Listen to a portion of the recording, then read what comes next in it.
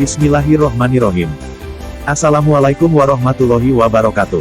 Halo sahabat BK, bagaimana kabar kalian? Semoga dalam keadaan sehat dan bahagia selalu.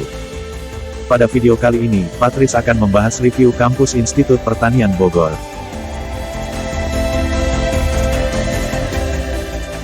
Satu.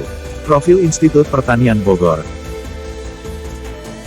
Pada awal tahun 2019 lalu, IPB telah melakukan rebranding, menjadi IPB University. Secara historis, IPB pada awalnya merupakan Fakultas Pertanian dari Universitas Indonesia.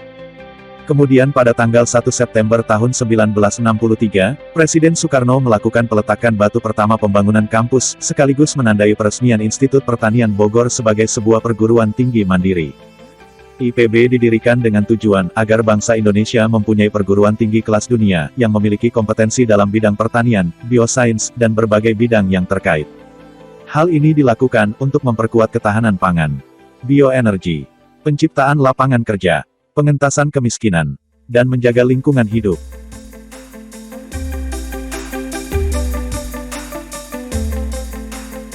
Sejak tahun 2005, Institut Pertanian Bogor menerapkan kurikulum mayor-minor, yang menawarkan lebih dari 500 kombinasi kompetensi. Peluang ini memungkinkan sarjana lulusan IPB, memiliki kompetensi ganda, bahkan gelar ganda, sehingga banyak lapangan pekerjaan yang dapat digeluti. Kurikulum mayor-minor adalah kurikulum berbasis kompetensi, di mana setiap mahasiswa mengikuti pendidikan, dalam salah satu mayor sebagai bidang keahlian utama. Mahasiswa juga dapat mengikuti pendidikan dalam salah satu bidang minor, sebagai bidang keahlian pelengkap. Yang dimaksud mayor, adalah bidang keahlian berdasarkan disiplin keilmuan utama pada suatu departemen atau fakultas, di mana mahasiswa dapat memperdalam kompetensinya dalam suatu paket mata kuliah. Sedangkan yang dimaksud minor, adalah bidang keahlian pelengkap yang diambil oleh mahasiswa, yang berasal dari departemen lain, di luar departemen utamanya. Jadi, jika kamu masuk ke IPB, selain kamu akan belajar di jurusan utama, kamu juga akan belajar di jurusan atau fakultas lain untuk menunjang keahlian tersebut. Berdasarkan data dari KeySword, IPB masuk ke dalam 1000 kampus terbaik dunia. IPB juga merupakan penyumbang inovasi paling prospektif, dan terbanyak di Indonesia versi Business Innovation Center. Total dari tahun 2008 sampai tahun 2018. IPB telah memiliki 458 inovasi dari 1155. IPB merupakan perguruan tinggi yang mempunyai banyak prestasi, baik di tingkat nasional, maupun internasional. Berikut beberapa prestasi yang diraih IPB. 1. IPB masuk ke dalam 100 perguruan tinggi terbaik di dunia, versi KeySword, University Ranking by Subject Agriculture and Forestry, pada tahun 2018. 2. IPB berada di peringkat ke-130 Asia, berdasarkan Keyes Asian University Rankings, pada tahun 2018. 3. IPB termasuk sebagai salah satu perguruan tinggi terbaik Indonesia, berdasarkan pemeringkatan oleh Kemenristek-Dikti. IPB menduduki peringkat ketiga pada tahun 2015, 2017, dan 2018. Serta berada di peringkat keempat pada tahun 2016. 4. Atas inovasi-inovasi yang dihasilkannya, IPB mendapat anugerah Widyapadi peringkat 1 nasional, dari Kemenristek-Dikti tahun 2018 dan 2017. 5. IPB meraih penghargaan Mitra Peneliti Asing Terbaik, kategori perguruan tinggi negeri tahun 2018, 2017, dan 2016. IPB meraih peringkat rapor terbaik pelaksanaan program, kegiatan dari Kemenristek-Dikti tahun 2018, 2017, dan 2016, dan masih banyak lagi prestasi-prestasi IPB lainnya yang tidak bisa disebutkan satu persatu.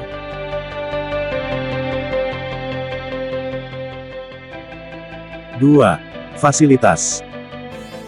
Dari segi fasilitas, IPB mempunyai fasilitas yang lengkap untuk menunjang kegiatan akademik para mahasiswa. Mulai dari fasilitas asrama, yang diberikan bagi mahasiswa tingkat pertama untuk memudahkan akses mereka ke lokasi kuliah dan praktikum. Kemudian ada juga stasiun riset, pusat belanja, perpustakaan, percetakan, masjid, gedung pertemuan, transportasi kampus, pusat layanan mahasiswa, ATM, restoran, kafe, dan kantin. Selain itu, tersedia juga fasilitas olahraga, seperti gimnasium, gelanggang olahraga, agri-fitness, lokasi berkuda, lokasi panahan, lapangan basket, lapangan tenis, dan tempat futsal. Saat ini, IPB memiliki 5 kampus yang tersebar di beberapa lokasi dengan peruntukan khusus.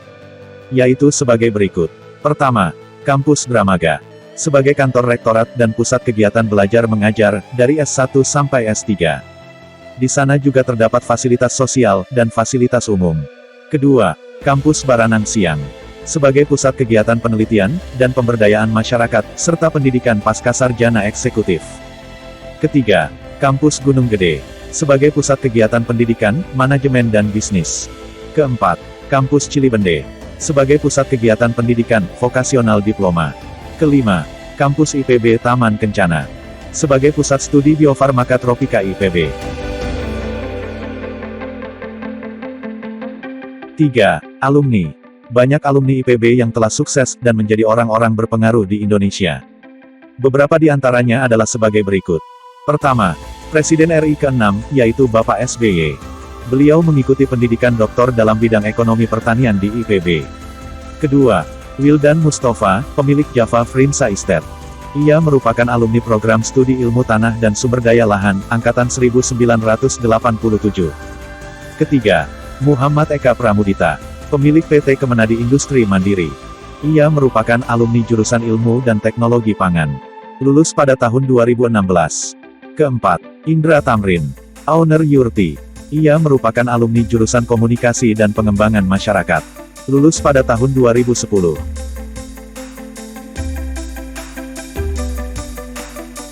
Empat, Fakultas dan Jurusan.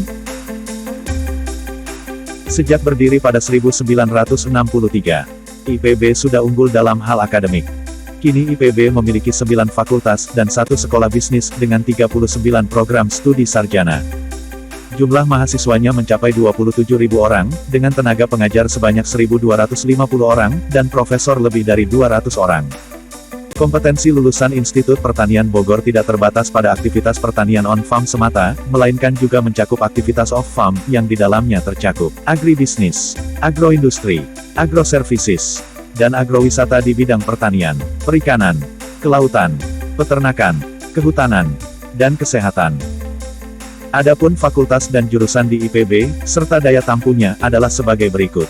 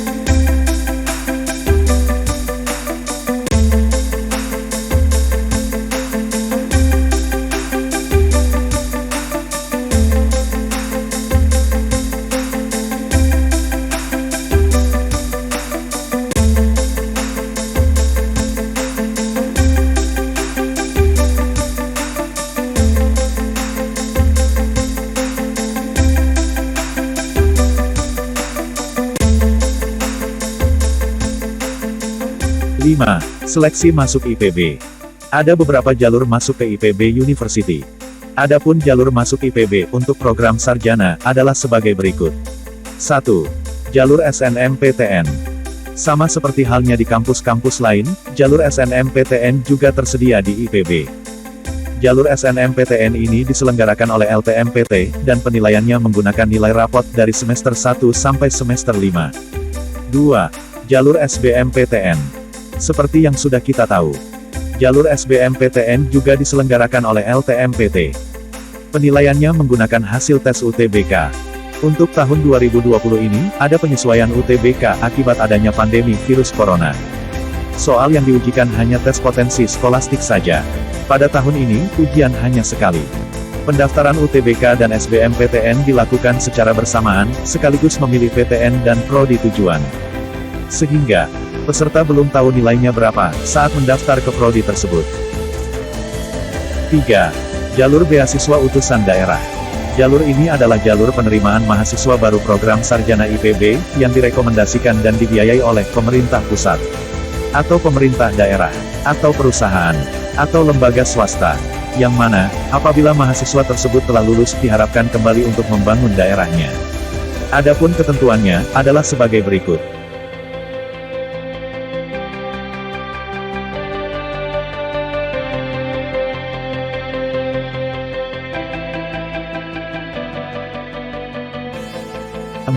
Ujian talenta masuk IPB. Ujian talenta masuk IPB adalah salah satu cara penerimaan mahasiswa program Sarjana IPB yang berbasis pada kepemimpinan, kewirausahaan, dan cinta pertanian. Metode seleksi yang digunakan adalah ujian tulis. Selama mengikuti pendidikan di IPB, mahasiswa yang masuk dari jalur ini akan mendapatkan muatan soft skill khusus untuk meningkatkan kualitas personalnya dalam hal kepemimpinan dan kewirausahaan, serta rasa cinta terhadap pertanian. 5. Jalur Ketua OSIS. Pada tahun 2019, IPB mulai mengembangkan satu skema seleksi calon mahasiswa baru, yaitu, jalur khusus bagi Ketua OSIS, yang memenuhi syarat akademik sebagai mahasiswa IPB. Skema ini adalah salah satu seleksi mandiri, untuk mencari calon mahasiswa yang telah terbukti memiliki jiwa kepemimpinan, sebagai Ketua OSIS selama di SMA, yang memiliki kemampuan akademik yang memadai. Adapun kualifikasinya adalah sebagai berikut.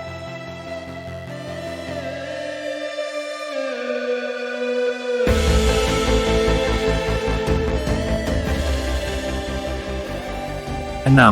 Jalur prestasi internasional dan nasional. IPB sudah menyelenggarakan jalur ini sejak tahun 1974 dengan nama jalur finalis lomba karya ilmiah. Sejak tahun 2000, namanya berubah menjadi jalur prestasi internasional dan nasional, seperti yang dikenal saat ini. Tujuannya adalah memberikan kesempatan kepada lulusan SMA sederajat, atau SMK, yang memiliki prestasi luar biasa, dalam kegiatan ekstrakurikuler, untuk menimba ilmu di IPB agar sikap, perilaku, dan pengetahuannya, dapat berkembang secara optimal. 7. Jalur masuk kelas internasional. Mulai tahun 2018 IPB membuka kelas internasional.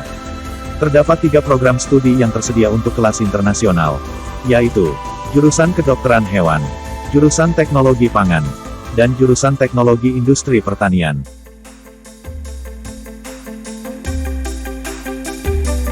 Demikian video review kampus IPB kali ini, semoga bermanfaat. Jika kamu suka video ini, klik like dan subscribe.